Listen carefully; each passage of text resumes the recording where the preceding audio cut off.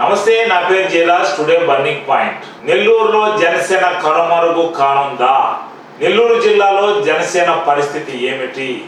ఇప్పటికే నెల్లూరు జిల్లాలో Janasena, TDP, BJP alliance లో ఉన్నాయి. తాజాగా జనసేనకు, బీజేపీకి ఇటీవల కాలంలో పంపిణీ చేసిన టికెట్ల వ్యవహారంలో జనసేనకి పెద్ద గుండు సున్నానే నెల్లూరు జిల్లాలో వచ్చింది.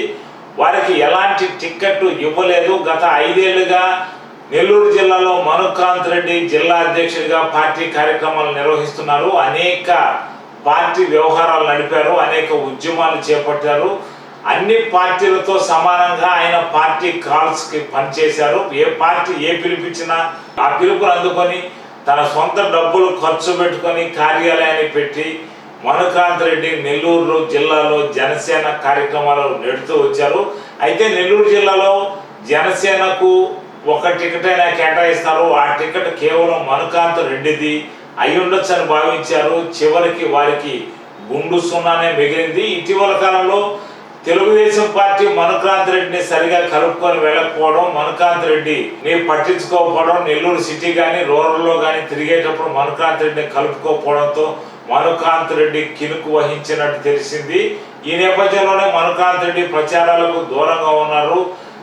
పార్టీపై, అధిష్టానంపై కాస్త కినుకు వహించిన సమాచారం. ఈ మేరకు ఇదే అదునుగా చూసుకున్న వైసీపీ ట్రబుల్ షూటర్ విజయసాయి రెడ్డి మనుకాంత్ రెడ్డిని కలిసేందుకు సిద్ధమైపోయారు.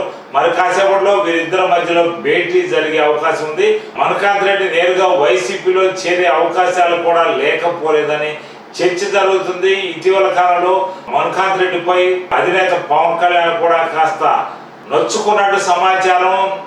మాజీ మంత్రి నారాయణ పవన్ కళ్యాణ్ కు మనుకాంత్ రెడ్డిపై ఫిర్యాదు చేశారని, ఉన్నోళ్ళు ఉంటారు, వెళ్ళినోళ్ళు వెళ్ళిపోతారన్న విషయాన్ని మాజీ మంత్రి నారాయణ చెప్పినట్టు ఈ మేరకి ఆయన మనుకాంత్ రెడ్డి పార్టీ విడిచి వెళ్ళిపోయే అవకాశాలు ఉన్నట్టు తెలుస్తుంది.